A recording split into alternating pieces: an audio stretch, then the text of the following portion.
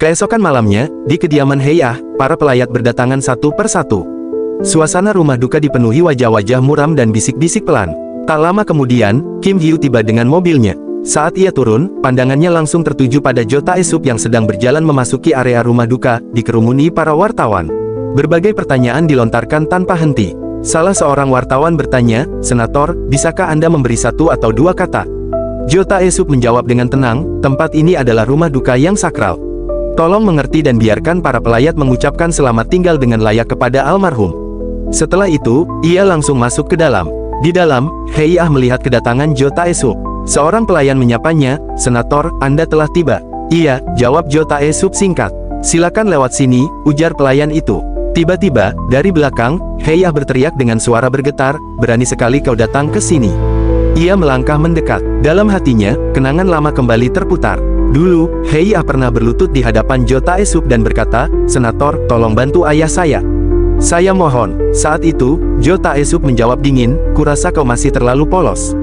Bagaimana mungkin seorang senator sepertiku membebaskan ayahmu dari penjara? Dia ditangkap oleh jaksa." Hei Ah berkata lirih, "Saya tidak meminta Anda membebaskannya. Jika dia diinvestigasi, saya bisa menerima.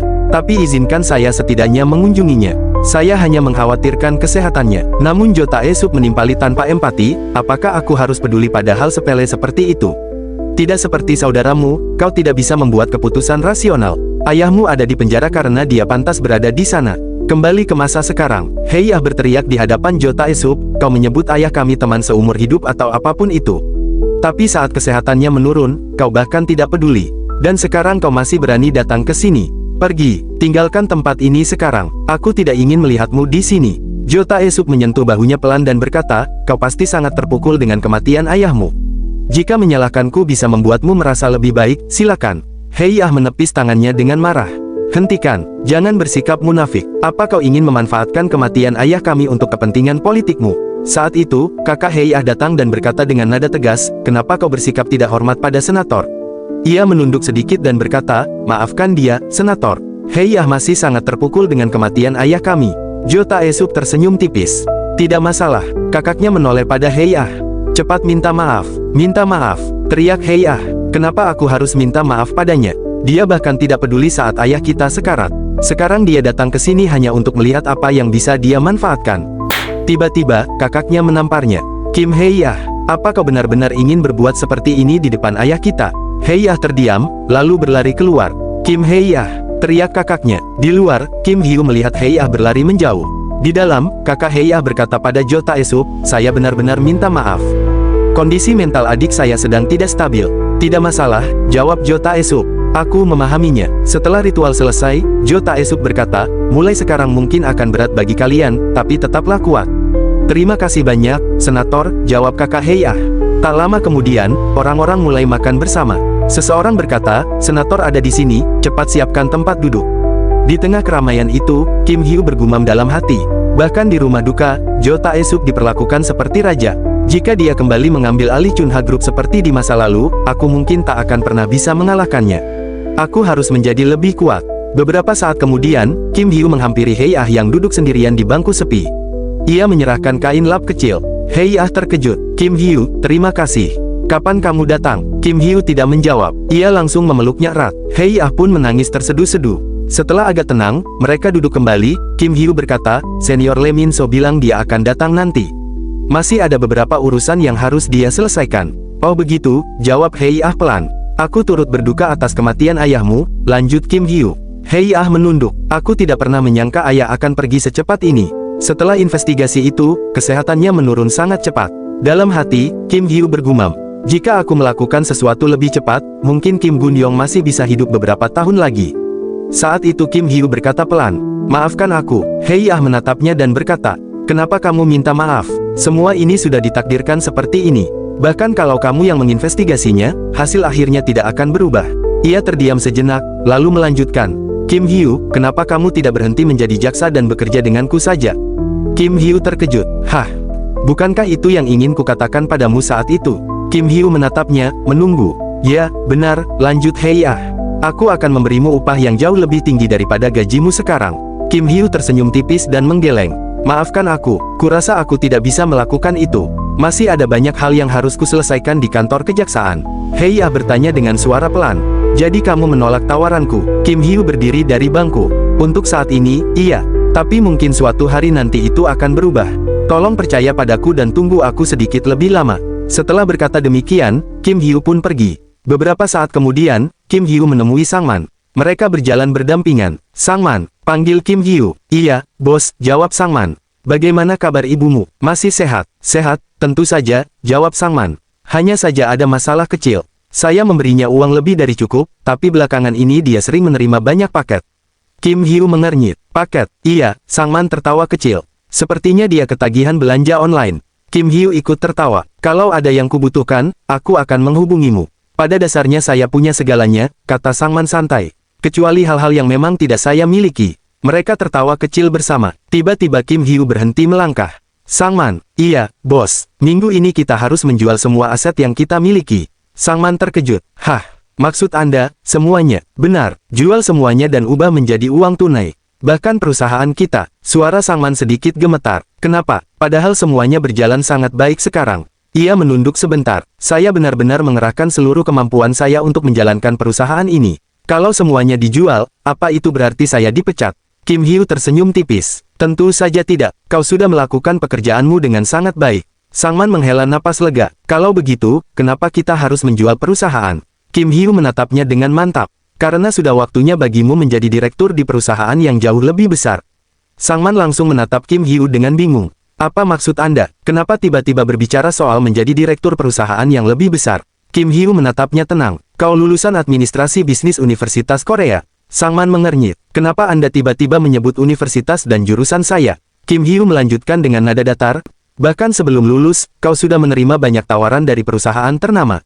4 tahun kuliahmu dibiayai penuh oleh beasiswa. Itu bukan sesuatu yang bisa dilakukan oleh orang biasa. Sang Man mengangkat satu jari sambil tertawa kecil. Saya tidak paham kemana arah pembicaraan ini.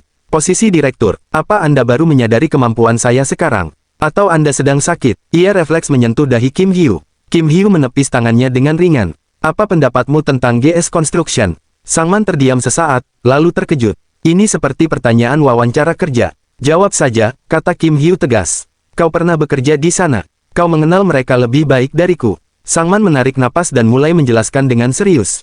GS Construction hampir pasti menuju kebangkrutan. Direktur mereka, Kim Seo-yang, sudah ditangkap. Harga saham anjlok. GS Group sebagai induk perusahaan juga tidak memberikan bantuan apapun. Ia melanjutkan tanpa ragu, bisnis konstruksi sendiri sedang merosot tajam. Tidak ada yang tahu kapan pasar ini akan pulih. Dalam kondisi seperti ini, sangat sulit bagi GS Construction untuk bertahan. Kim Hyu mengangguk. Lanjutkan, bahkan jika mereka membangun gedung baru, lanjut Sang Man, siapa yang akan menyewa? Perekonomian sedang lesu. Membeli perusahaan itu hanya akan menghabiskan uang dan menimbulkan kerugian tak terduga.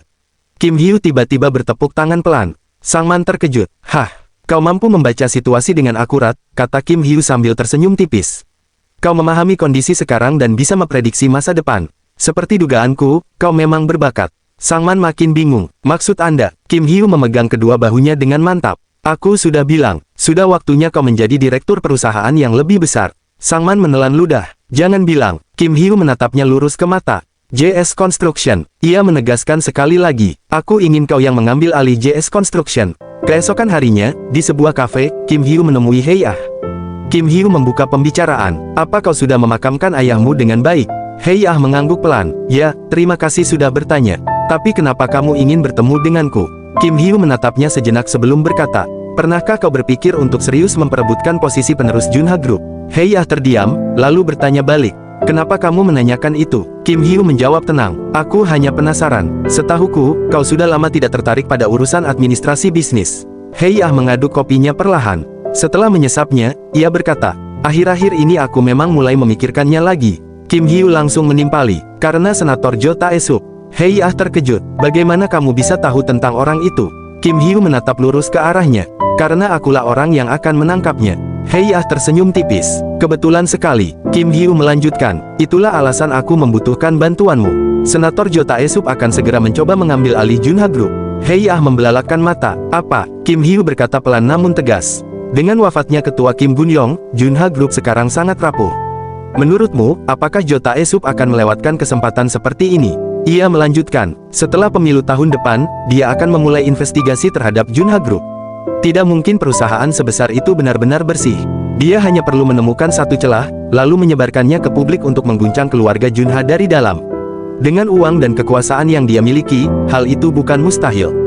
Hei Ah menggeleng, tidak semudah itu. Struktur internal Junha Group sangat ketat. Lebih dari 50% saham masih dipegang oleh kami, para saudara kandung. Investigasi dari luar tidak akan mudah. Kim Hyu menatapnya dalam-dalam. Bagaimana kalau saham itu bocor keluar keluarga? Hei Ah terdiam. Kim Hyu melanjutkan, kakakmu, Kim Jae-yu, Direktur Junha Automobil. Dia haus kekuasaan dan selalu membenci kenyataan bahwa dia lahir sebagai anak kedua. Jika dia anak pertama, posisi ketua sudah pasti miliknya. Menurutmu, apa yang akan dia lakukan jika Jo Tae-suk menjanjikan kursi ketua Junha Group? Kim Hyu lalu menjelaskan dengan rinci. Distribusi saham Junha Group seperti ini. Kakak tertuamu memegang 21%, Kim Jae-yu 16%, kau 15%, perusahaan kecil lainnya 15%, kerabat dan pemegang saham minoritas 18%, dan 15% sisanya dimiliki oleh Park Dae-ho dari Bank of Korea. Hei Ah terkejut, bagaimana kamu bisa tahu sedetail itu? Kim Hyu menjawab, aku sudah menyelidiki Park Dae-ho sejak lama. Dia menggunakan rekening atas nama orang lain untuk meningkatkan kepemilikan sahamnya. Jika sahamnya digabung dengan milik Kim Jae-yu, mereka sudah memiliki 31%. Tambahkan sebagian saham perusahaan kecil, jumlahnya bisa mencapai 46%. Hei Ah mengernyit, kenapa perusahaan kecil? Kim Hyu menjawab dingin, lawan kita adalah Jo Tae-suk. Apakah menurutmu dia tidak bisa menekan dan mengendalikan perusahaan-perusahaan kecil itu sesuka hati? Hei Ah mengepalkan tangannya, Junha Group adalah hasil kerja keras ayahku. Aku tidak akan membiarkan Jo Tae-suk menjadikannya alat politiknya. Ia menatap Kim Hyu, lalu apa yang kamu inginkan dariku? Kim Hyu menjawab tanpa ragu, bantu aku. Jika kau bekerja sama denganku, aku akan menghentikan Jo Tae-suk dan mencegahnya mengambil alih Junha Group. Aku akan membeli seluruh saham milik perusahaan kecil dan menyerahkannya kepadamu. Hei Ah terkejut, apa? Kim Hyu melanjutkan, dan setelah itu, aku akan menangkap Direktur Bank of Korea. Hei Ah menatapnya tak percaya. Dari mana kamu mendapatkan uang sebanyak itu? Dan bagaimana caramu menangkap Direktur Park, sementara dia berada di bawah perlindungan Jo Tae-suk? Kim Hyu tersenyum tipis. Aku tahu ini terdengar mustahil. Tapi percayalah padaku, semua itu bisa dilakukan dengan satu syarat. Hei Ah terdiam, lalu bertanya pelan. Syarat apa? Hei Ah penasaran tentang syarat yang diajukan oleh Kim Hyu. Keesokan harinya, di gedung kejaksaan, Kim Hyu berbincang dengan Lee Min-so di halaman kantor kejaksaan. Kim Hyu berkata, kau pulang dari rumah duka dengan selamat. Lee Min-so menjawab, iya, sebenarnya aku juga berniat datang lebih lama, tapi ada urusan mendesak yang harus kuselesaikan. Lalu Lee Min-so bertanya, bagaimana keadaan Hei Ah? Kim Hyu menjawab, kurasa dia menghadapinya dengan cukup baik. Lee Min-so mengangguk pelan, ya, orang-orang yang masih hidup mau tidak mau harus terus melangkah. Suasana hening sejenak, kemudian Lee Min-so memanggil dengan nada serius. Kim Hyu. Kim Hyu menoleh. Iya, Lee Min-so menatapnya tajam. Kau harus menghentikan apa yang sedang kau lakukan sekarang, sebelum semuanya berbalik menjadi bumerang untukmu. Kim Hyu terdiam. Lee Min-so melanjutkan dengan suara rendah. Ini tentang penyelidikan Bank of Korea. Kim Hyu terkejut dan spontan bertanya, bagaimana kau bisa tahu soal itu? Lee Min-so menatapnya tenang sebelum menjawab. Aku memutuskan bekerja di bawah Senator Jo Tae-suk. Dari sana aku mendengar bahwa kau juga terlibat. Ia berhenti sejenak, lalu melanjutkan dengan nada lebih rendah. Tapi Kim Hyu yang kukenal tidak akan pernah bekerja untuk orang seperti senator. Kecuali, kalau tujuanmu sebenarnya adalah membidik lehernya. Lee Min-so mulai melangkah pergi, namun suaranya masih terdengar jelas. Jika orang sepertimu memilih bekerja di bawah senator, satu-satunya hal yang menantimu hanyalah luka akibat perbuatanmu sendiri. Ia menoleh sedikit, menatap Kim Hyu dengan serius. Hentikan penyelidikan Bank of Korea sekarang juga. Kalau kau berhenti di sini, aku tidak akan melaporkannya pada senator. Setelah beberapa langkah, Lee Min-so kembali berbicara tanpa menoleh. Tapi jika kau memutuskan untuk melanjutkan, aku tidak bisa menjamin keselamatanmu.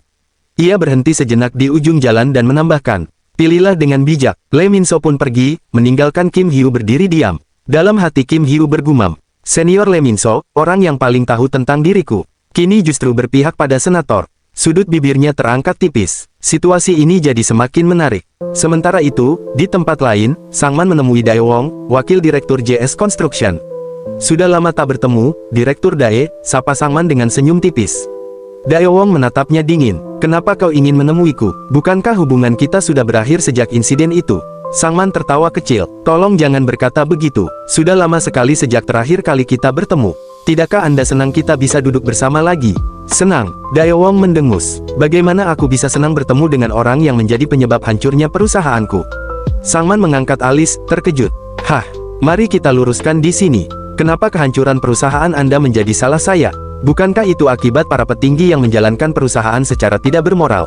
Daewoo terdiam, jelas terkejut oleh pernyataan itu. Oh, maksud saya mantan Direktur Kim Seo-kyung, lanjut Sangman santai.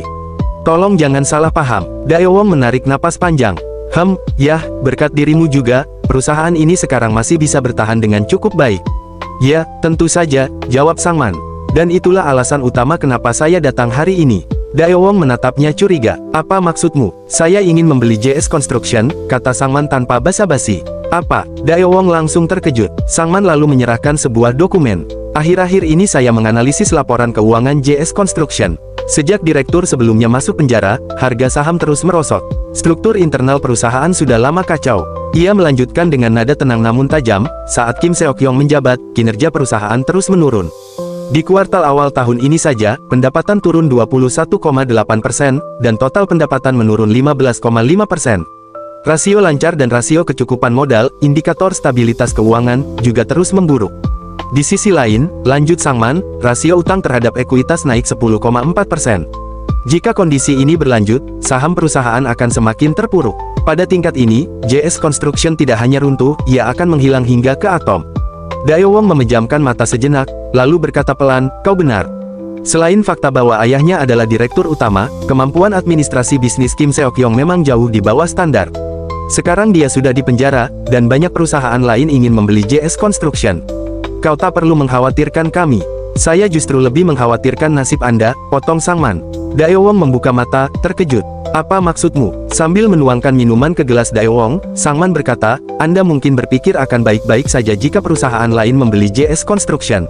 Tapi apakah ada jaminan Anda bisa mempertahankan posisi sekarang? Ia berhenti sejenak, lalu menatap Daewoo lurus-lurus. Setelah Anda tak lagi di JS Construction, saya yakin Anda tak akan punya tempat lain untuk berlabuh.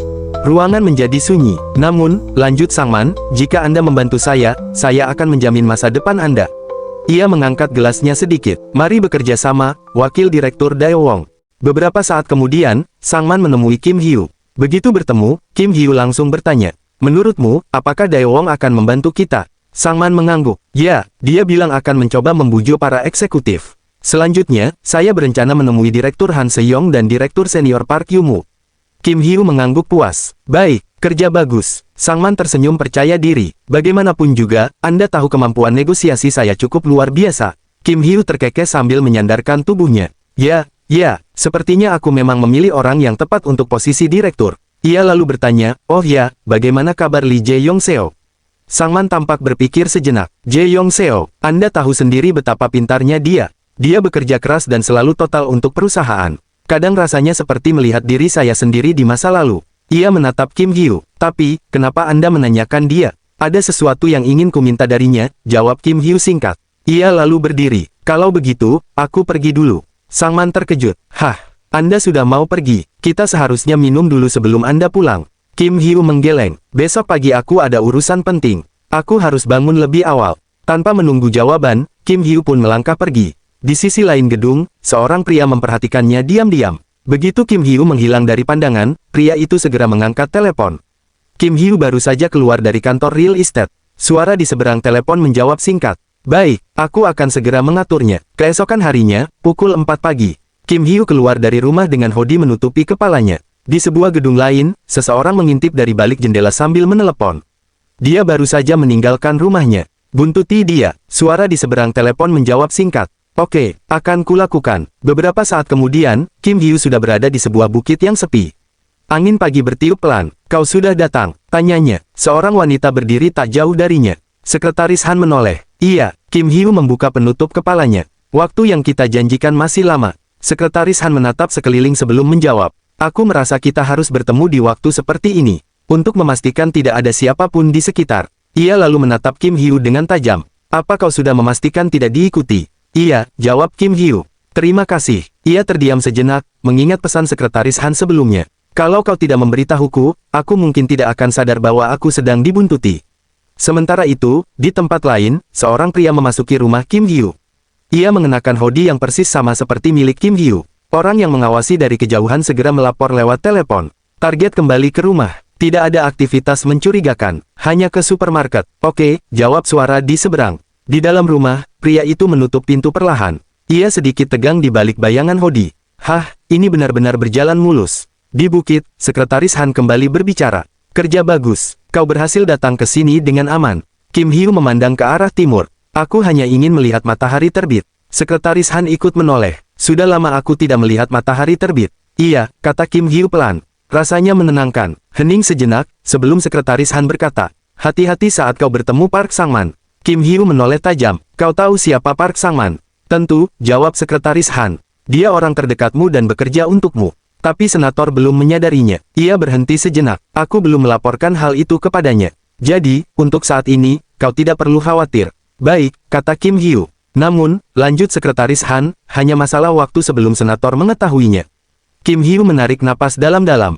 Ngomong-ngomong, Sekretaris Han, kenapa kau memberitahuku semua ini? Ia menatapnya lurus. Kenapa kau membantuku? Sekretaris Han terdiam. Kim Hyu melanjutkan dengan suara serius. Aku akan jujur. Satu-satunya alasanku menjadi jaksa adalah untuk menangkap Jo Tae-sup. Sekretaris Han akhirnya menatapnya. Ada alasan tersendiri kenapa aku membantumu. Apa itu? Tanya Kim Hyu. Karena kau tidak tahu betapa menakutkannya Jo Tae-sup.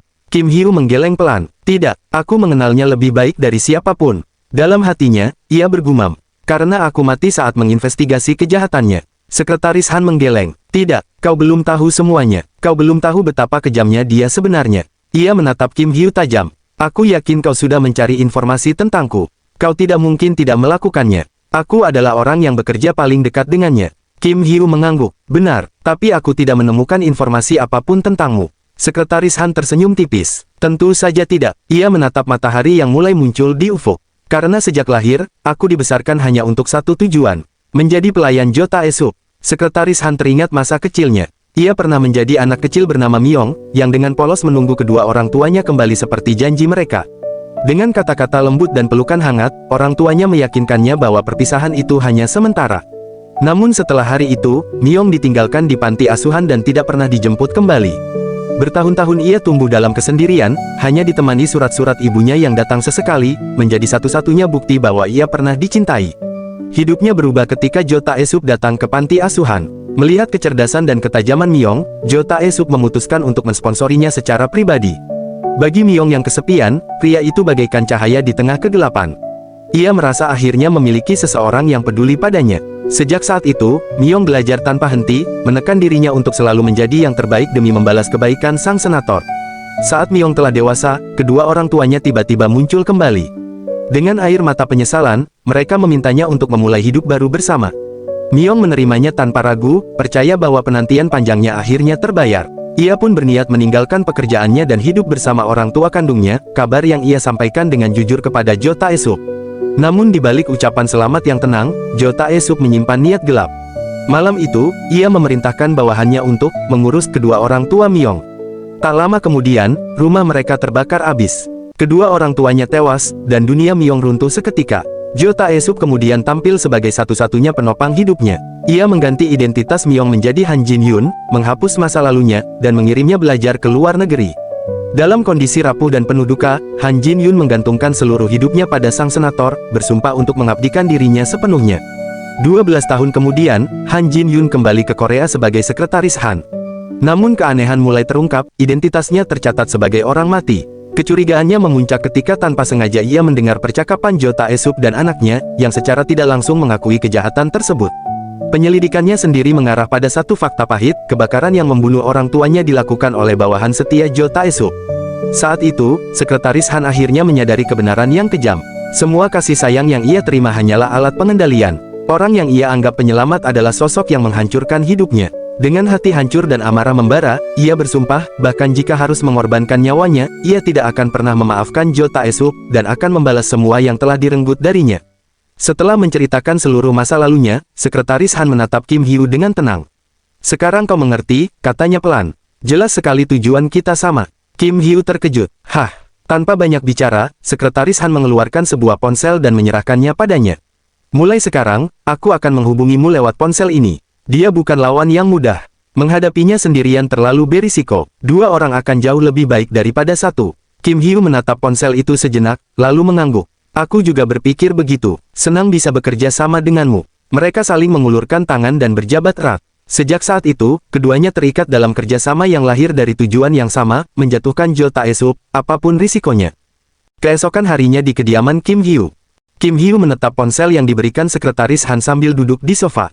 Dia bergumam dalam hati, aku akhirnya bertemu seseorang dengan tujuan yang sama sepertiku. Meskipun aku gagal di kehidupan masa laluku, kali ini aku pasti akan menangkapmu, Jo Tae-sup. Beberapa saat kemudian, Dae-ho melaporkan kepada Jo Tae-sup mengenai rencana pengambil alihan Chunha Group. Ia menjelaskan bahwa jika tidak ada gangguan besar, Kim Yong-jon, putra pertama, akan naik menjadi CEO. Namun, Dae-ho menambahkan bahwa dengan menggabungkan saham yang dimiliki Kim Jae-yuk, putra kedua, dan beberapa perusahaan kecil lainnya, mereka bisa menempatkan Kim Jae-yuk sebagai CEO yang dapat dikendalikan, sehingga posisi strategis perusahaan tetap berada di tangan Jo Tae-sup. Jo Tae-sup menyukai ide tersebut dan menanyakan apakah Dae-ho bisa menangani Kim Jae-yuk.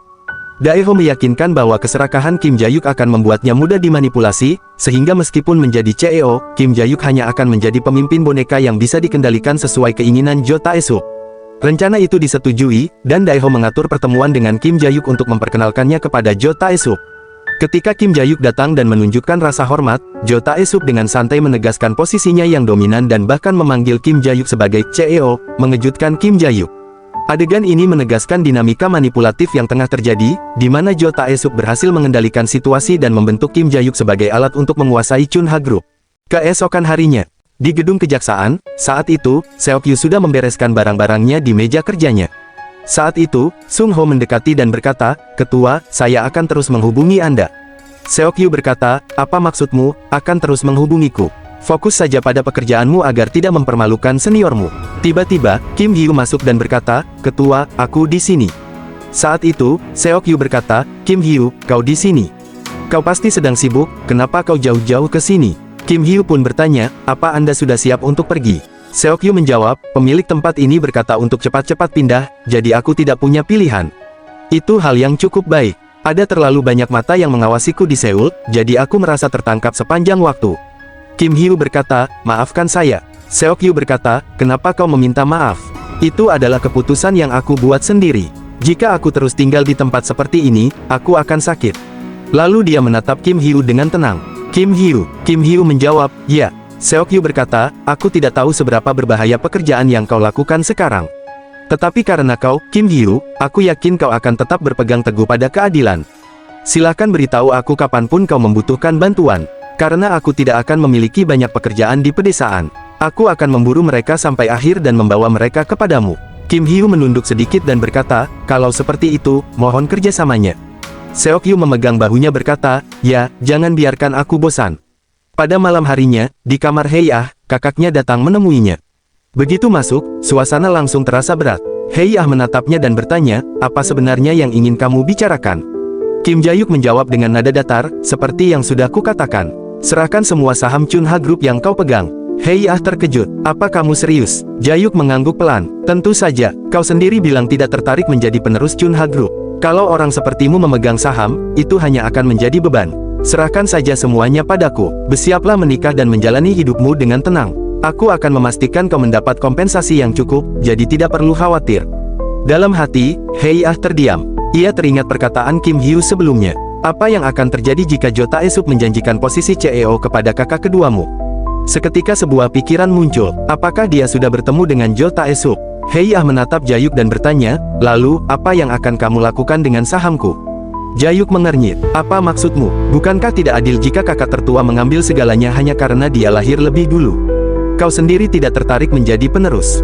Aku hanya menggantikan peranmu." Nada suara Hei-ah meninggi. "Kakak, apa kamu lupa apa yang ayah katakan sebelum meninggal? Dia menentang perang suksesi karena itu hanya akan menghancurkan Chunha Group." Jae-yuk tersenyum sinis. Perkataan ayah itu naif. Ia mengetuk pelipisnya sendiri. "Kau bodoh jika berpikir membiarkan kakak tertua menguasai segalanya adalah hal terbaik. Apa menurutmu dia layak menjadi CEO karena kemampuannya? Tidak, dia hanya anak tertua." Jae-yuk melanjutkan dengan kasar, "Jangan bicara hal yang tidak kau pahami. Serahkan saja sahammu padaku. Aku yang akan mengurus masa depan Chunha Group. Bukankah itu hidup yang kau inginkan? Hidup tanpa beban, tanpa urusan administrasi bisnis." Nada suaranya semakin tajam. Atau jangan-jangan kau berniat mengambil keuntungan dari kematian ayah dan bermain curang? Heiyah menepis tangan kakaknya dan berkata tegas, aku tidak akan menyerahkan sahamku. Sekarang, tutup mulutmu dan keluar dari kamarku. Jayuk membelalak. Apa, kau sudah gila? Apa kakak tertua menyuapmu? Heiyah menjawab dingin, aku tidak punya kewajiban menjawab pertanyaanmu. Pergi dari kamarku, sekarang. Tiba-tiba, Jayuk mendorongnya dengan kasar. Dasar kurang ajar, sejak kapan kau berani menentangku? Wajahnya merah oleh amarah. Kau selalu berpura-pura suci dan tidak tertarik pada kekayaan. Tapi ternyata kau menyimpan ambisi sendiri. Apa yang kau rencanakan? Sejauh apa kau bersekongkol dengan kakak tertua tanpa memberitahuku? Tanpa ragu, Heiyah menamparnya dengan keras. Jayuk terdiam sesaat. Berani sekali kau. Heiyah menatapnya tanpa gentar. Keserakahanmu sudah menguasaimu. Dengan suara bergetar namun tegas, ia berkata, kamulah yang berubah setelah ayah meninggal. Siapa yang memanipulasimu? Ia menghela napas dalam-dalam. Dengarkan baik-baik, aku tidak akan menyerahkan sahamku kepada siapapun. Aku akan melindungi Chunha Group dengan tanganku sendiri. Keesokan harinya, di gedung kejaksaan, tepat di depan ruangan Divisi 2 Investigasi Khusus, Sung Ho dan Kim Hyu bertemu secara kebetulan di depan pintu. Sung Ho menatapnya dengan kaget. Hah, Kim Hyu, jangan bilang kau juga dipindahkan ke sini. Kim Hyu mengangguk ringan. Iya, sepertinya begitu. Senior juga. Sung Ho tersenyum kecil. Kalau begitu, kita akan bekerja sama lagi. Memang terasa sedikit sepi tanpa ketua Seokyu, tapi tempat ini juga tidak buruk. Mulai sekarang, mohon kerjasamanya. Kim Hyu menjawab dengan tenang. Iya, mohon kerjasamanya. Sung Ho pun melangkah masuk ke dalam ruangan lebih dulu. Kim Hyu berhenti sejenak di depan pintu. Dalam hatinya, ia bergumam pelan. Mereka sengaja memindahkan kami ke tempat yang sama supaya lebih mudah diawasi. Kalau begitu, aku juga harus bergerak sesuai rencanaku sendiri.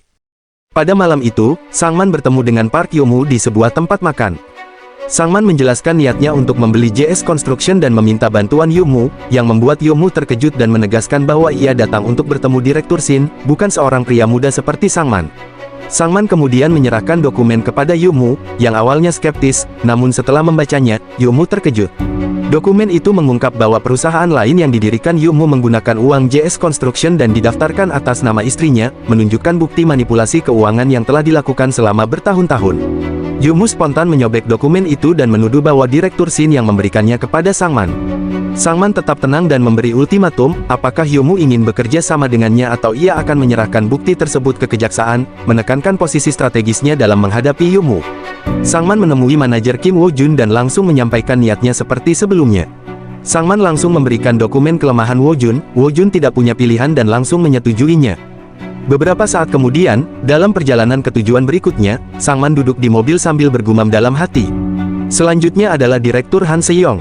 Latar belakangnya bersih, sudah bekerja di JS Construction selama 30 tahun, dan memiliki ikatan kuat dengan perusahaan.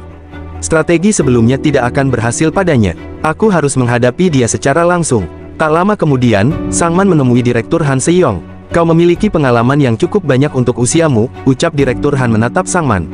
Lalu, apa yang kau inginkan dariku? Sangman menatapnya serius. Saya akan langsung ke intinya. Jika saya tidak membeli JS Construction sekarang, perusahaan ini akan sangat sulit bertahan. Metode normal untuk penjualan atau penyelamatan tidak akan cukup. Direktur Han menatap tajam. Kau terlalu arogan. JS Construction akan dijual melalui penawaran kompetitif terbuka. Ikuti prosedur yang semestinya. Sangman menekankan, melihat struktur keuangan dan kewajiban perusahaan, saya rasa kemungkinan perusahaan dibangun kembali melalui prosedur normal sangat kecil. Jika hal ini terus berjalan seperti sekarang, kemungkinan besar perusahaan akan bangkrut. Direktur Han terdiam, mendengarkan. Saya ingin membeli perusahaan sebelum bangkrut, lanjut Sangman. Tetapi jika Anda menunggu terlalu lama, harga perusahaan akan terus menurun. Siapa yang akan membeli jika menunggu melalui penawaran umum? Han Se-yong semakin marah. Lalu kenapa kau mencoba mengambil alih perusahaan yang telah kami bangun bertahun-tahun? Sangman menjawab tenang, saya percaya saya bisa membuat JS Construction menjadi jauh lebih baik. Jika Anda membantu saya mengambil alih perusahaan dengan harga yang wajar, itu saja. Saya tidak berniat mengubah struktur internal perusahaan, dan tidak akan mengganggu mereka yang telah bekerja dengan baik selama bertahun-tahun. Saya berjanji. Direktur Han menatap Sangman dengan marah dan kecewa. Apakah menurutmu wajar menyerahkan perusahaan kepada orang asing sepertimu? Aku telah membangun perusahaan ini selama 30 tahun bersama staf lainnya. Kau ingin mengkhianati mereka. Sangman menenangkan, Anda tidak mengkhianati mereka. Justru ini akan melindungi perusahaan dari kehancuran. Saya tidak berniat merusak mereka yang sudah setia bekerja di sini. Sangman menatap dalam-dalam. Lalu apa kau hanya akan duduk diam melihat perusahaan yang telah kau bangun selama 30 tahun hancur begitu saja? Sangman menatap Direktur Han Se-yong dengan tegas. Saya ingin meyakinkan Anda, kata Sangman, bahwa jika kita bekerja sama, Anda akan tetap bisa membangun kembali gedung-gedung di luar sana. Tolong lindungi JS Construction bersama saya. Beberapa saat kemudian, di gedung kejaksaan, Sangman mengeluarkan ponsel dan menelepon Kim Hyu. Bos, kata Kim Hyu menjawab. Ya, bagaimana keadaannya? Di seberang telepon, Sangman tersenyum. Anda tahu siapa saya, kan? Saat ini semuanya berjalan dengan baik. Kim Hyu mengangkat alis. Apakah itu berarti semua orang sudah setuju? Sangman menjawab tenang, saat ini saya sedang menunggu tanggapan Direktur Han Seong-jae, tapi cepat atau lambat, dia akan setuju bekerja sama dengan saya. Saya akan memberitahu Anda detailnya saat kita bertemu. Apa Anda bisa bertemu sekitar tengah hari nanti? Kim Hyu menahan pikirannya sejenak, teringat peringatan Sekretaris Han sebelumnya, berhati-hatilah saat bertemu Park Sangman. Akhirnya ia menjawab dengan tenang, sebenarnya tidak perlu. Hari ini aku cukup sibuk. Kerja bagus, tolong urus semuanya sampai akhir. Baik, saya mengerti, kata Sangman singkat, lalu menutup ponselnya. Kim Hyu menatap ponsel yang baru saja ditutupnya, bergumam dalam hati, kurasa mengambil alih JS Construction akan berjalan lancar berkat Sangman. Aku harus menjaga momentum ini. Saatnya melanjutkan rencana berikutnya. Keesokan harinya, di kampus Universitas Korea, sedang berlangsung acara kompetisi olahraga Fakultas Hukum Angkatan ke-99. Di lapangan, para alumni sudah mulai bermain bola. Repot bolanya, ke sini, teriak salah satu dari mereka. Tiba-tiba, Kim Hyu muncul dan menyapa sambil tersenyum. Hei, lama tidak bertemu. Apa kabar kalian? Beberapa orang langsung menoleh ke arahnya. Hah, Kim Hyu, kami sudah mulai dari tadi. Kau benar-benar terlambat. Wow, Kim Hyu, lama nggak ketemu. Kim Hyu mengangguk santai. Iya, dari arah belakang, terdengar suara dingin. Berani sekali kau datang ke sini. Kim Hyu menoleh. Park Seung-wan. Seung-wan menyilangkan tangan. Kau pikir cuma kau yang sibuk. Kau bahkan tak datang tepat waktu. Semua orang di sini pengacara dan jaksa. Jangan merasa dirimu istimewa. Kim Hyu menjawab dengan tenang, baiklah. Maafkan aku. Saat suasana mulai canggung, seseorang datang dari belakang. Kim Hyu, lama tidak bertemu. Kim Hyu menoleh dan tersenyum. Yuri, lama tidak bertemu. Seung-wan tampak terkejut. Yuri. Ia segera menghampiri Yuri dengan wajah ramah. Yuri, kau pasti sibuk. Apa yang membawamu kemari? Yuri menatapnya datar. Aku juga angkatan 99. Masalah? Seung-wan terkekeh canggung. Bukan, maksudku, aku senang kau bisa datang. Tak lama kemudian, pertandingan dimulai kembali. Baik, kita mulai lagi. Kim Hyu, kau jadi penjaga gawang. Kim Hyu berdiri di depan gawang. Saat permainan berjalan, Yuri mendekat dan berbicara pelan. Kau benar-benar memintaku bertemu di sini. Kau sedang diawasi, kan? Seperti buronan. Kim Hyu tertawa kecil tanpa menoleh. Kau cepat menyadarinya. Tolong carikan sesuatu untukku. Aku tak bisa bergerak bebas, mereka menempatkan orang untuk mengawasiku. Yuri mengernyit. Apa yang sebenarnya sudah kau lakukan? Dan apa yang ingin kau cari? Kim Hyu tetap fokus ke lapangan. Kau tahu CEO Park Dae-ho dari Bank of Korea, kan? Yuri berdiri di samping gawang. Pria dengan latar belakang samar-samar itu. Ya, selidiki dia secara menyeluruh. Mulai dari aliran dana Bank of Korea, DHP Money, semuanya. Kim Hyu menambahkan dengan suara rendah, ini berbahaya. Pastikan kau membawa Kosong Yu kemanapun kau pergi. Di tengah lapangan, Sung Ho melirik ke arah mereka dan bergumam dalam hati. Kenapa dia malah ngobrol dengan Yuri? Kim Hyu, lihat saja. Akulah yang akan menarik perhatian Yuri. Dengan penuh semangat, Sung Won menggiring bola ke depan. Yuri, lihat tendanganku yang penuh cinta ini. Ia menendang bola sekuat tenaga, langsung mengarah ke gawang Kim Hyu. Kim Hyu, tahan bolanya. Namun Kim Hyu tak sempat bereaksi. Bola meluncur masuk ke gawang. Sung Won tersenyum puas. Bagus. Yuri pasti melihat sisi kerennya aku, kan? Tiba-tiba, rekan-rekannya berteriak kesal. Sung Won, kau sudah gila. Itu gawang kita sendiri, bodoh. Rekan lain menimpali. Kenapa kau malah mencetak gol bunuh diri? Sung Won terdiam, lalu bergumam dalam hati dengan wajah pucat. Oh iya, aku dan Kim Hyu satu tim. Beberapa saat kemudian, setelah pertandingan berakhir, semua orang beristirahat sambil minum. Yuri menyerahkan botol air kepada Kim Hyu. Ini untukmu, katanya. Kim Hyu mengambilnya, tersenyum, terima kasih. Yuri menatapnya serius. Aku akan membantumu. Dari mana aku harus mulai? Kim Hyu menyerahkan sebuah surat kecil. Semua yang kau butuhkan ada di kertas ini. Lihatlah setelah kau kembali ke kantormu. Yuri menerima surat itu, tersenyum tipis. Aku bosan hanya mengurus penjahat kelas 2. Jadi, terima kasih sudah memberiku sesuatu yang lebih menantang. Sementara itu, di sisi lain, Sung Ho memperhatikan dari jauh. Ia menggigit handuk kecilnya sambil bergumam. Hei, Kim Hyu, bajingan itu. Dia terlihat sedang membicarakan sesuatu yang rahasia dengan Yuri. Apa itu? Surat cinta. Pada malam harinya, di kediaman Jo Tae-sup, Lee Min-so berdiri di hadapan meja kerja sang atasan. Jo Tae-sup bertanya dengan suara tenang. Apa yang sedang Kim Hyu lakukan sekarang? Lee Min-so menjawab singkat. Tidak ada pergerakan yang menarik perhatian, Pak. Setelah Jeon Seo-yu dipulangkan ke pedesaan, Kim Hyu dipindahkan ke divisi lain. Sejak itu, dia menjadi jauh lebih pendiam. Jo Tae-sup mengangguk pelan. Begitu ya. Dalam hatinya, Jo Tae-sup tersenyum dingin. Pasti dia sedang gelisah. Orang yang paling dia percaya telah disingkirkan. Kim Hyu, mari kita lihat sampai kapan kau bisa mempertahankan arogansi itu. Akan kudorong kau ke tepi jurang, sampai kau memohon padaku seperti anjing demi menyelamatkan hidupmu. Jo Tae-sup lalu berkata lantang. Kerja bagus. Walaupun kau melakukannya di tengah kesibukanmu, sepertinya aku tak perlu lagi memberimu tugas khusus untuk saat ini. Ia menatap Lee Min-so tajam. Namun, jika ada satu saja hal mencurigakan yang dia lakukan, segera laporkan padaku. Lee Min-so menunduk hormat. Baik, Pak, saya mengerti. Jo Tae-sup tersenyum tipis. Aku yakin kau akan memberikan kontribusi besar bagi kesejahteraan negara ini. Mari kita terus bekerja sama. Baik, Pak, jawab Lee Min-so singkat namun mantap. Setelah Lee Min-so keluar, CEO Dae-ho pun masuk ke ruangannya secara bergantian. Saat berada di dalam ruangan, Jo Tae-sup langsung melempar koran ke kepalanya dan berkata, pria itu siapa dia? Dae-ho pun berkata, maaf. Kemudian dia membaca koran itu. Di koran terlihat foto sang men, dengan judul, kandidat kuat untuk membeli perusahaan JS Construction. Dae-ho pun berkata dengan gugup, saya tidak terlalu yakin, saya belum pernah melihatnya. Saat itu, Jo Tae-sup berdiri dari tempat duduknya, mendekatinya, lalu berdiri tepat di hadapannya dan berkata dengan nada dingin. Berdiri, Dae-ho, yang sedang duduk berlutut, berkata, maaf, Senator. Jo Tae-sup langsung menamparnya dengan keras. Dengan berteriak, Jo Tae-sup berkata, apa yang kau lakukan ketika kau memeriksa JS Construction? Kau tidak pernah meneliti hal-hal seperti ini sebelum menjual saham JS Construction. Dae-ho berkata sambil gemetar. Itu karena saya sedang terburu-buru untuk mencairkan saham. Saya sangat menyesal. Ini semua karena kesalahan saya. Jo Tae-sup kembali ke mejanya dan berkata dengan dingin. Periksa orang yang mencoba membeli JS Construction. Dae-ho menjawab, baik, saya mengerti. Jo Tae-sup menambahkan, dan lain kali, sebaiknya kau bersiap untuk menjawab semua pertanyaan yang aku ajukan. Karena jawaban yang paling tidak aku sukai adalah sesuatu yang ambigu seperti, saya tidak yakin. Dae-ho pun berkata tergagap. Baik, saya mengerti. Keesokan harinya, Ko Song-yu dan Yuri mengunjungi sejumlah alamat untuk menyelidiki orang-orang yang terlibat dalam pinjaman ilegal Bank of Korea.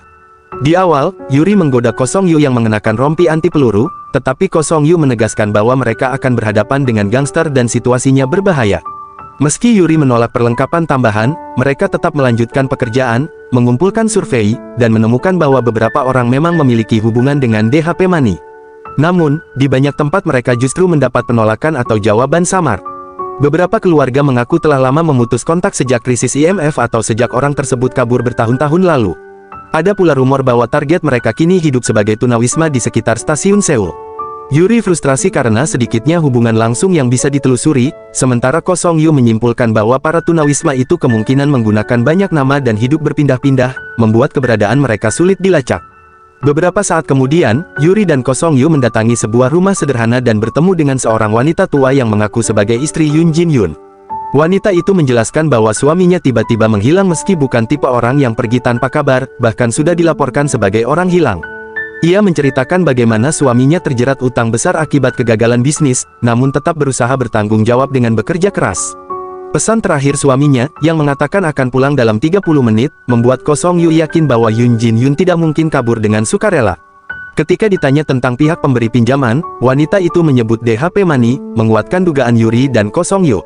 Setelah berpamitan dan meminta agar kunjungan mereka dirahasiakan, keduanya menyadari bahwa kasus ini lebih serius dari yang mereka perkirakan. Di perjalanan pulang, Yuri segera menghubungi rekannya untuk mulai melacak keberadaan Yoon Jin-yoon, menandai awal penyelidikan yang lebih besar. Beberapa hari kemudian, di kantor kejaksaan, Kim Hyu menerima panggilan dari Yuri. Halo, Yuri, kau menemukan sesuatu? Ya, jawab Yuri, bisakah kau datang sekarang? Tak lama kemudian, Kim Hyu berdiri di hadapan sebuah mayat. Yuri berkata dengan suara berat, dia orang yang hilang dari daftar yang kau berikan padaku. Kim Hyu menatap tubuh itu, lalu bergumam pelan. Mayat. Dia teridentifikasi sebagai individu tanpa kerabat dan dikirim ke rumah sakit universitas sebagai subjek S, lanjut Yuri. Penyebab kematiannya, tanya Kim Hyo. Kami masih menunggu hasil lengkapnya, tapi laporan awal menunjukkan luka tusuk di bagian perut. Kemungkinan besar mereka membunuhnya dan mencoba menutupinya, pikir Kim Hyo. Ko Song Yu menambahkan, Bank of Korea tidak hanya menggunakan nama anggota DHP Money. Banyak nama dalam daftar ini milik orang hilang dan tunawisma. Berarti mereka memakai lebih banyak nama non-anggota, ujar Kim Hyo. Yuri mengangguk. Kita harus memastikan apakah ada korban lain yang dipaksa mengambil pinjaman atas nama mereka. Kim Hyo menatap mayat itu dalam diam. Aku serahkan penyelidikan lanjutan padamu. Kita harus menemukan hubungan antara orang hilang dan DHP Money. Beberapa saat kemudian, setelah Kim Hyo keluar dari pusat medis universitas, sebuah pesan masuk ke ponselnya. Ia membacanya perlahan. Kurasa mereka mulai mengendurkan pengawasan terhadapmu. Namun, kau tetap harus berhati-hati dan jangan melakukan apapun yang bisa menarik perhatian mereka. Kim Hyo tersenyum tipis sambil bergumam dalam hati. Akhirnya, aku punya ruang untuk bernapas. Tak lama setelah itu, di kantor JS Construction, Kim Hyo mengangkat papan nama bertuliskan CEO Park Sang-man yang terletak di atas meja. Selamat, katanya santai. Bagaimana rasanya? Masih terasa tidak nyata, bukan? Cepat duduk, aku akan mengambil foto untuk kenang-kenangan. Sang-man menghela napas panjang. Apa menurutmu aku bisa duduk dan bersantai dalam situasi seperti ini? Kim Hyo menatap sekeliling ruangan. Wow, bahkan mejanya bagus. Kalau kau tidak mau duduk, biarkan aku yang menggantikanmu. Jangan bercanda, balas Sang-man sambil memegangi kepalanya. Apa gunanya mengambil alih perusahaan ini? Kita sudah menghabiskan semua uang untuk akuisisi. Sekarang kita bahkan tidak punya dana untuk melakukan apapun. Ia melanjutkan dengan nada frustrasi. Bagaimana kita bisa membeli tanah, membangun gedung? Bahkan kalau kita menemukan uangnya, tanpa izin pembangunan, kita tetap tidak bisa melakukan apa-apa. Kim Hyo akhirnya duduk di kursi CEO itu dengan tenang. Apa gunanya semua ini, lanjut Sang-man, kalau kita bangkrut tepat setelah mengambil alih perusahaan? Kim Hyo tersenyum tipis. Kau tidak perlu khawatir, kita tidak akan bangkrut. Sang-man menatapnya ragu. Kim Hyo berkata dengan tegas, kita punya orang yang bisa dipercaya. Pada malam harinya, Kim Hyo menemui Hei-ah dan menyerahkan sebuah dokumen kepadanya. Begitu melihat isinya, mata Hei-ah langsung membesar. Ini, mengesankan, ucapnya pelan. Kamu benar-benar berhasil mengambil alih JS Construction. Dalam hati, Hei-ah bergumam. Awalnya aku meragukan Kim Hyo, tapi sekarang, dia benar-benar melakukannya. Kim Hyo menatapnya dengan tenang lalu berkata, saat ini kami sedang mengumpulkan cukup bukti untuk menuduh dan menangkap Dae-ho. Jika semuanya berjalan lancar, aku rasa bulan ini kita bisa menahannya. Ia berhenti sejenak sebelum melanjutkan, tapi sebagai gantinya, kau masih ingat apa yang pernah aku katakan sebelumnya, bukan? Mendengar itu, Hei-ah langsung teringat percakapan mereka sebelumnya. Setelah aku mengambil alih JS Construction, aku ingin Chunha Group membeli tanah untuk pembangunan apartemen. Dan JS Construction harus ditunjuk sebagai kontraktor utama pembangunan tersebut. Hei-ah terdiam sejenak, lalu menyimpulkan dengan cepat, jadi aku hanya perlu membuat Chunha Group membeli tanahnya. Setelah unit apartemen terjual, kamu akan menggunakan dana itu untuk membeli saham Chunha Group yang masih dipegang oleh perusahaan-perusahaan kecil. Betul sekali, jawab Kim Hyo tanpa ragu. Dalam hati, Hei-ah tersenyum tipis. Melihat bagaimana dia benar-benar berhasil mengambil alih JS Construction, rencana ini mungkin benar-benar akan berhasil. Hei-ah kemudian bertanya, apa kamu membawa kontrak penjualan real estate? Kim Hyo menjawab singkat, tentu saja. Kim Hyo mengeluarkan dokumen lain dan menyerahkannya. Hei-ah membaca isinya dengan saksama, lalu berkata, harganya cukup wajar, kupikir kamu akan meminta lebih. Kim Hyo tersenyum tipis, aku hanya perlu cukup uang untuk menyelesaikan urusan yang ada di tanganku. Baiklah, aku akan segera mengirim pernyataan pers bahwa Chunha Group memilih JS Construction sebagai arsitek proyek apartemen. Kim Hyo mengangguk, aku sangat menghargainya. Kim Hyo menghela napas pelan. Akhir-akhir ini sahamku terus berada di titik rendah. Aku bahkan sampai kurang tidur memikirkannya. Jujur saja, itu cukup menyiksa. Hei-ah tersenyum kecil. Seseorang yang sampai kehilangan tidur karena saham, tapi sanggup mengambil alih perusahaan yang hampir bangkrut, kamu memang luar biasa. Hei-ah menyerahkan kembali dokumen itu. Aku sudah bilang, kamu terlalu berbakat untuk tetap menjadi jaksa. Kamu seharusnya bekerja di perusahaan kami. Kim Hyo menerima dokumen tersebut. Aku juga sudah bilang, jika aku dipecat dari kejaksaan, aku akan mempertimbangkannya. Kim Hyo lalu menambahkan, ngomong-ngomong, aku ingin meminta satu hal lagi. Hei-ah menoleh. Apa itu? Kim Hyo berkata, kau punya koneksi dengan Presiden Bank of Korea, bukan? Hei-ah mengangguk. Iya, dia mengenal ayahku, dan aku sudah bertemu dengannya beberapa kali. Kim Hyu menatapnya tajam. Kalau begitu, bisakah kau mengatur pertemuan dengannya? Hei terdiam sejenak. Kamu memintaku melakukan itu, tapi untuk apa? Kim Hyu menjawab tanpa ragu. Kita harus menyingkirkan parasit bernama Park Dae-ho, yang telah menindas Chunha Group. Pada malam berikutnya, di sebuah restoran, Hei bertemu dengan Presiden Bank of Korea. Hei membuka percakapan lebih dulu.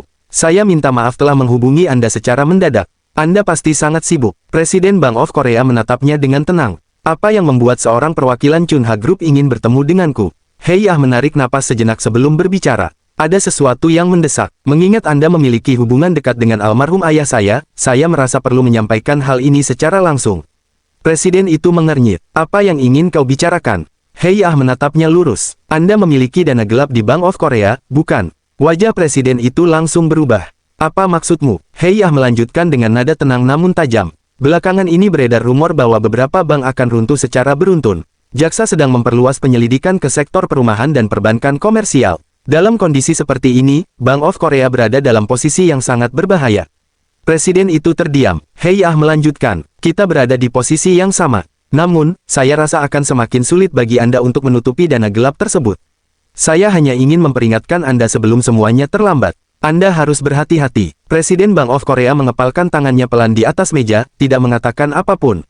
Beberapa saat setelah pertemuan itu berakhir, Hei duduk di dalam mobilnya. Ia segera menghubungi Kim Hyu. Halo, Kim Hyu, aku sudah menyampaikan semua yang kamu minta. Bagaimana reaksinya? Tanya Kim Hyu. Aku tidak tahu berapa besar dana gelap yang dia miliki, tapi tangannya gemetar. Dia jelas ketakutan. Hei terdiam sejenak sebelum melanjutkan. Tapi apakah ini cukup untuk menyingkirkan Park Dae-ho? Aku ragu kejaksaan benar-benar akan menyelidiki Bank of Korea. Apa para petinggi akan membiarkan itu terjadi? Kim Hyu menjawab tanpa ragu. Kau benar, mereka tidak akan membiarkannya. Kalau begitu, apa rencanamu? Tanya Hei Kim Hyu berkata dengan tenang. Aku yang akan melakukannya sendiri. Keesokan harinya, Dae-ho menerima sebuah panggilan telepon dari Presiden Bank of Korea.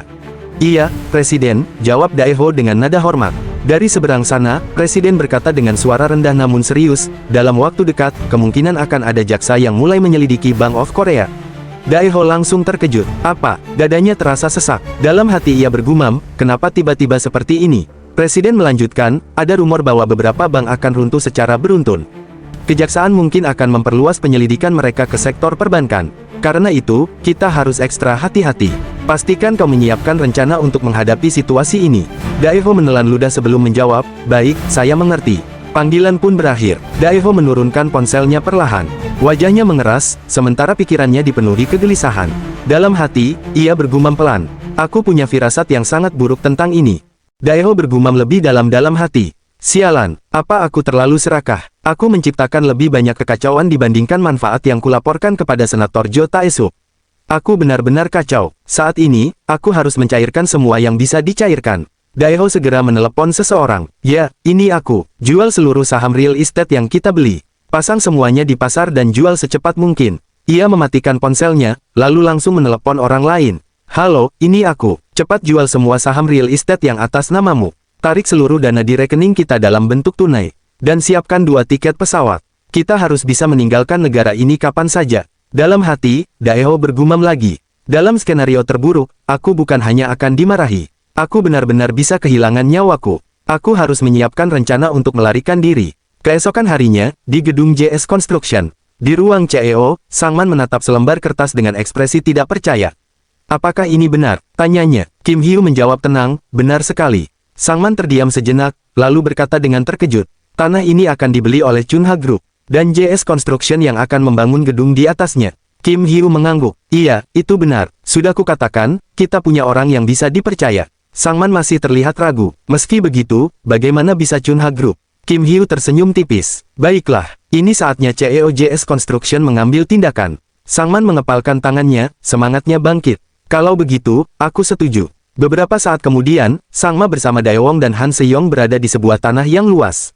Saat itu, Han Seyong bertanya, jadi ini tempatnya? Sangman menjawab, iya. Han Seyong berkata, sebuah tanah di Yongi Utara yang menghadap ke Sungai Han. Saya rasa tanah ini memiliki banyak potensi untuk berkembang. Sangman menjawab, menurut saya juga seperti itu. Dalam hati Sangman bergumam, aku akan memastikan orang-orang akan putus asa untuk pindah ke tempat ini. Lalu, Sangman berkata kepada orang di sampingnya, Direktur Shin Daewong, apa ada kemajuan dalam mencari bahan bangunan? Daewong menjawab, ya, saya telah mencari apartemen baru di daerah terdekat. Sangman bertanya, daerah terdekat, kenapa kita tidak membicarakannya ketika kita sampai di sana? Beberapa saat kemudian, mereka pun tiba di tempat bahan tersebut. Saat itu, Sangman menyentuh bahan itu dan bertanya, bahan apa ini? Daewong menjawab, itu marmer kelas atas dari Italia, dan harganya mahal. Sangman berkata, bagus sekali, karena konstruksi ini membawa nama JS Construction, sebagai pengembang, kita harus memastikan apartemen ini memiliki kualitas setinggi mungkin. Silakan gunakan bahan berkualitas tinggi yang layak untuk menampung 1% warga Korea teratas. Bahkan jika bahannya murah, tetapi tidak sesuai dengan citra apartemen kita, buang tanpa ragu. Han Seyong menjawab, baik, saya mengerti. Daewong juga bergumam dalam hatinya. Kupikir dia hanya CEO simbolis. Beberapa saat kemudian, Kim Hyu dan Sangman membahas rencana pembangunan apartemen super eksklusif yang menargetkan 1% penduduk teratas. Dengan dukungan Chunha Group, proyek ini difokuskan pada kualitas terbaik untuk meningkatkan nilai merek, menggunakan material kelas dunia serta fasilitas mewah seperti pusat kebugaran setara hotel, spa, kolam renang, lapangan golf, dan sistem parkir yang dibedakan demi menegaskan status penghuninya. Kim Hyu menegaskan strategi gentrifikasi dengan sistem undangan terbatas agar apartemen hanya diisi orang-orang terpilih. Menurutnya, pendekatan ini memanfaatkan gengsi dan harga diri kalangan elit sehingga unit akan terjual lebih cepat tanpa mempermasalahkan harga, sebuah rencana yang disetujui Sangman dengan penuh keyakinan. Keesokan harinya, di gedung kejaksaan, Kim Hyu menelepon Yuri. Di ujung sana, Yuri berkata, Kim Hyu, terjadi lonjakan besar rumah yang dijual dan dibeli menggunakan pinjaman ilegal atas nama orang hilang dan tunawisma. Dalam hati, Kim Hyu bergumam, jadi Presiden Bank of Korea sudah mulai bergerak. Park Dae-ho, kau menyalakan api di kedua ujung lilin. Kau pasti sedang panik menjual aset-asetmu. Yuri melanjutkan, dan rumah milik Yoon Jin-gun, yang mayatnya ditemukan di rumah sakit universitas, juga sudah dijual. Kim Hyu berkata singkat, atur pertemuan dengan penjualnya. Aku ingin melihat langsung wajah penipu real estate itu. Beberapa saat kemudian, di sebuah kantor penjualan real estate. Selamat datang, sapa resepsionis. Seorang pria maju, saya kesini untuk kontrak penjualan. Oh, Tuan Yoon Jin-gun, kata resepsionis. Pria itu menggeleng. Saya wakilnya. Ini surat kuasa kontrak real estate dan sertifikat properti yang terdaftar. Ah, jadi Anda agennya, jawab staf. Benar, katanya cepat. Tuan Yoon sangat sibuk akhir-akhir ini. Tolong dipercepat, saya tidak punya banyak waktu. Dari kursi lain, Kim Hyu tiba-tiba bersuara, apakah Tuan Yoon benar-benar sesibuk itu? Pria itu menoleh. Apa maksudmu? Kim Hyu berkata dingin, hukum pidana pasal 250. Pembunuhan, hukuman mati atau penjara minimal 5 tahun hingga seumur hidup. Wajah pria itu langsung pucat. Apa yang kau bicarakan? Yuri menoleh ke resepsionis. Terima kasih atas kerjasamanya, Pak. Tidak masalah, jawab resepsionis gugup. Kim Hyu berdiri. Kenapa kau membunuh Tuan Yoon? Kau pembunuh yang menjijikan. Apa-apaan ini? Teriak pria itu. Omong kosong. Aku tidak jadi membeli rumah ini. Saat ia berbalik menuju pintu, seseorang menghadangnya. Lebih baik kau bicara di dalam, katanya dingin. Pria itu panik. Siapa kalian? Berani sekali menghalangiku. Aku akan menelepon polisi. Kim Hyu mengeluarkan kartu namanya. Mata pria itu membelalak. Jaksa. Kim Hyu berkata tenang namun tegas, Tuan Yoon Jin-gun dilaporkan hilang 1 tahun lalu. Mayatnya baru ditemukan, dan kau datang sebagai agennya. Kau ditahan sebagai tersangka pembunuhan. Bukan aku, teriak pria itu. Aku bahkan tidak mengenal Yoon Jin-gun. Kau berharap kami mempercayainya, balas Kim Hyu. Yuri menambahkan, orang yang mengaku tidak mengenal korban, tapi muncul sebagai wakilnya untuk menjual properti. Akhirnya pria itu runtuh. Aku hanya disuruh melakukannya oleh perusahaanku. Dalam hati, Kim Hyu tersenyum tipis. Kena kalian. Pada malam harinya, berita televisi melaporkan penyelidikan kejaksaan terhadap bank-bank terkait pinjaman bermasalah dan dugaan penarikan dana oleh keluarga eksekutif sebelum penyelidikan diumumkan. Jo Tae-suk menanggapi dengan dingin dan mempertanyakan dampaknya terhadap Bank of Korea. Park Dae-ho mengakui situasi bank sangat buruk, namun memastikan uang Jo Tae-suk aman dan semua bukti berbahaya telah dihancurkan berkat informasi awal dari Presiden Bank of Korea. Jo Tae-suk curiga mengapa informasi itu tidak disampaikan langsung kepadanya dan menduga ada pihak lain yang menggerakkan Presiden Bank of Korea. Ketika ditanya soal penyelidikan terhadap Sangman, Park Dae-ho mengaku belum ada kemajuan. Jo Tae-suk pun menyuruhnya pergi, memperingatkan agar tidak mengulangi keserakahan, sambil memutuskan akan menangani urusan bank sendiri. Setelah Dae-ho pergi, Jo Tae-suk dan sekretarisnya menyimpulkan bahwa insiden ini bukan sekadar kesalahan Dae-ho, melainkan ulah seseorang kuat yang berani bergerak di belakangnya. Menyadari Park Dae-ho tak mampu melawan sosok tersebut, Jo Tae-suk memutuskan untuk menghadapi dalang itu secara langsung, bahkan dengan rasa antusias yang dingin terhadap konflik yang akan datang. Sementara itu di gedung kejaksaan, Park Yang-sik menjalani interogasi intensif oleh Ko Song-yu dan Yuri terkait para korban peminjam DHP Money yang menghilang. Mereka mengungkap bahwa selain Yoon Jin-gun, ada korban lain dengan pola serupa, yakni memiliki transaksi real estate bernilai besar. Park Yang-sik bersikeras tidak membunuh siapapun dan mengaku hanya menjalankan perintah perusahaan, namun ia menolak menyebutkan dalang sebenarnya karena takut dibungkam. Setelah terus ditekan dan diyakinkan bahwa kejaksaan akan menjamin keselamatannya, Park Yang-sik akhirnya menyerah. Ia mengungkap bahwa seluruh perintah berasal dari Presiden Park Dae-ho. Para korban dibunuh oleh gangster karena tidak mampu melunasi utang, sementara dirinya bertugas mengurus transaksi real estate menggunakan nama para korban setelah mereka tewas. Pada malam harinya, di sebuah villa restoran, Jo Tae-suk menemui 4 orang penting. Jo Tae-suk berkata, "Aku mengumpulkan kalian semua di sini karena aku ingin meminta sesuatu." Ia melanjutkan, "Seperti yang sudah kalian ketahui, hanya tersisa setengah tahun sampai pemilihan berikutnya. Menurut kalian, apakah situasi saat ini bisa dibiarkan, dengan semua keributan dan ketegangan menjelang pemilihan?" Jo Tae-suk menoleh ke kanan. "Jaksa Agung, aku mendengar kau sedang menginvestigasi kasus bank-bank bermasalah. Apa itu benar?" Jaksa Agung menjawab, "Benar, ada banyak siaran pers mengenai bank-bank bermasalah, dan kami menindaklanjutinya." Jo Tae-suk berkata dengan tenang, "Semakin dekat waktu pemilihan, seharusnya semakin banyak warga negara mempercayakan uang mereka pada bank. Itu penting agar perekonomian tetap mengalir." Ia menatap Jaksa Agung. Apakah benar-benar perlu melakukan sesuatu yang justru menggoyahkan kepercayaan publik terhadap perbankan? Kepercayaan masyarakat sudah mulai goyah. Jo Tae-suk melanjutkan, "Aku akan mengurus siaran pers yang memberitakan bank-bank bermasalah. Jadi, hentikan investigasi terhadap sektor perbankan." Jaksa Agung menjawab singkat, "Baik, saya mengerti." Jo Tae-suk kemudian menoleh ke sisi lain. "Presiden Bank of Korea, aku mendengar cabang bankmu sedang banyak diselidiki karena bisnis pribadi yang membahayakan stabilitas bank, dan kau telah meminta bantuan." Ia berkata pelan namun tegas, "Kita memang tidak boleh menggunakan dana nasional untuk menutupi kesalahan individu. Namun, semua orang di ruangan ini menyimpan hasil jerih payah mereka di Bank of Korea." Jo Tae-suk melanjutkan, "Menurut kalian, apa yang akan terjadi jika Bank of Korea runtuh?" Ia menatap Presiden Bank of Korea. "Aku ingin bank milikmu memberikan pinjaman darurat ke cabang Bank of Korea. Tentu saja, informasi ini tidak boleh bocor ke publik." Presiden Bank of Korea menjawab, "Baik, saya mengerti. Saya akan segera menyiapkan pinjaman tersebut." Jo Tae-suk lalu menoleh kembali ke Jaksa Agung. "Tolong buat laporan penghentian investigasi secepat mungkin." Jaksa Agung mengangguk. "Baik, saya akan menyusunnya besok." Jo Tae-suk menatap pengawas keuangan. "Dan untuk sementara, hentikan audit sampai situasinya benar-benar tenang." Pengawas keuangan menjawab, "Baik, saya mengerti." Jo Tae-suk menutup pertemuan itu dengan berkata, "Tidak banyak waktu tersisa sampai pemilihan. Kita tidak boleh membiarkan kepercayaan rakyat runtuh." Keempat orang itu menjawab serempak, "Baik, Senator." Keesokan harinya, di gedung kejaksaan, Sung Ho melihat laporan resmi dari pusat dan bergumam, "Apa penghentian investigasi? Apa menghentikan investigasi benar-benar keputusan tepat? Aku yakin warga akan marah tentang hal ini." Saat itu, ponselnya berdering. "Ya, aku melihat pemberitahuan itu. Ya, kita harus melakukan apa yang diperintahkan atasan. Kita tidak boleh melakukan hal lain kalau sudah diperintahkan seperti itu." Dalam hati, Kim Hyo bergumam dengan kesal. "Jadi, Jo Tae-suk sudah membuat langkahnya. Aku mencoba memotong sumber dana Jo Tae-suk dengan menekan Bank of Korea. Aku merasa hal seperti itu masih belum berhasil. Hampir seluruh kepala lembaga di Korea dikendalikan oleh Jo Tae-suk." Tiba-tiba, ponselnya kembali berdering.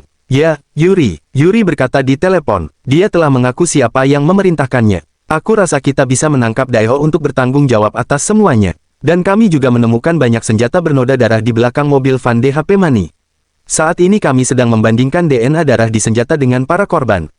Kim Hyo menjawab, "Oke, tolong lanjutkan. Urus semuanya." Telepon pun terputus. Sung Ho bertanya, "Ada apa? Apa ada kabar baik?" Kim Hyo menjawab singkat, "Bukan apa-apa, saya akan keluar sebentar." Di koridor, Kim Hyo berjalan sambil bergumam dalam hati. "Baiklah, sekarang perhatian semua orang tertuju pada penghentian investigasi bank. Bahkan Jo Tae-suk tidak akan bisa melihat investigasi pribadi terhadap Dae-ho. Tapi aku masih melawan Jo Tae-suk. Aku mungkin harus membuat lebih banyak keributan untuk berjaga-jaga." Ia masuk ke ruang evakuasi dan menelepon seseorang. "Hei, Sang Huan, aku ingin kau membantuku." Pada malam harinya, di kediaman Jo Tae-suk, seseorang berkata, "Terima kasih banyak, Senator." Jo Tae-suk menjawab, "Meskipun saat ini kami menghentikan investigasi, aku tidak bisa menjamin apapun untukmu setelah pemilihan." Park Dae-ho yang berlutut di depan meja berkata, "Iya, pada saat itu, situasi keuangan bank akan kembali normal." Jo Tae-sup berkata, bagus kalau begitu, bagaimana dengan Chunha Group? Daeho menjawab, saya rasa kita tidak perlu mengambil alih anak perusahaan dengan defisit tinggi. Ia melanjutkan, saya menyarankan agar kita mendorong putra kedua, Kim Jae-yuk, menggunakan saham kita untuk menyarankan pemotongan anak perusahaan Chunha Group yang mengalami defisit. Jo Tae-sup mengangguk, itu ide yang bagus, kita tidak perlu mengurus sampah. Baiklah, persiapkan semuanya dan laporkan kembali padaku setelah siap. Daeho menjawab, baik, saya mengerti. Dalam hati, Jo Tae-sup bergumam, setelah aku mengambil alih Chunha Group, aku akan memegang kekuatan terbesar yang pernah ada dalam sejarah Korea. Seluruh negeri ini akan berada di tanganku. Tiba-tiba, Sekretaris Han membuka pintu dan berkata, Senator, saya rasa Anda harus menonton berita sekarang. Jo Tae-sup terkejut. Berita apa? Ia segera menyalakan televisi. Di layar berita terdengar suara penyiar. Pemegang saham utama cabang Bank of Korea serta Presiden DHP Mani diketahui terlibat dalam kasus pembunuhan. Wajah Daeho langsung pucat dan tubuhnya gemetar. Penyiar melanjutkan, Presiden Park Daeho diduga memerintahkan pembunuhan dan menggunakan identitas korban untuk memperoleh keuntungan finansial. Jo Tae-sup langsung bangkit dengan marah. Apa-apaan ini? Apa yang telah kau lakukan, bodoh? Di sisi lain, Kim Hyu menatap layar televisi dengan sorot mata tenang. Dalam hatinya, ia bergumam bahwa Sangman telah melaporkannya persis seperti yang ia perintahkan. Kini, sumber dana Jo Tae-sup benar-benar terguncang. Tanpa uang, mampukah Jo Tae-sup tetap bermain di panggung politik? Selama ini, kekuasaannya berdiri di atas uang, mengendalikan orang, menutup mulut, dan menggerakkan institusi. Namun sekarang, ketika aliran dananya mulai tersendat, Kim Hyu bertanya-tanya, apalagi yang akan ia gunakan untuk mempertahankan pengaruhnya. Siaran berita pun berlanjut. Penyiar mengatakan bahwa Senator Jo Tae-sup, sosok yang selama ini disebut-sebut sebagai kandidat terkuat presiden berikutnya, menyatakan belum berniat untuk mencalonkan diri. Hingga saat ini, belum ada figur lain yang mampu menggantikannya. Karena itu, perhatian publik sepenuhnya tertuju pada satu pertanyaan besar, apakah Jo Tae-sup akhirnya akan maju sebagai calon presiden, atau justru mundur dari panggung? Kim Hyu tersenyum tipis. Permainan baru saja dimulai.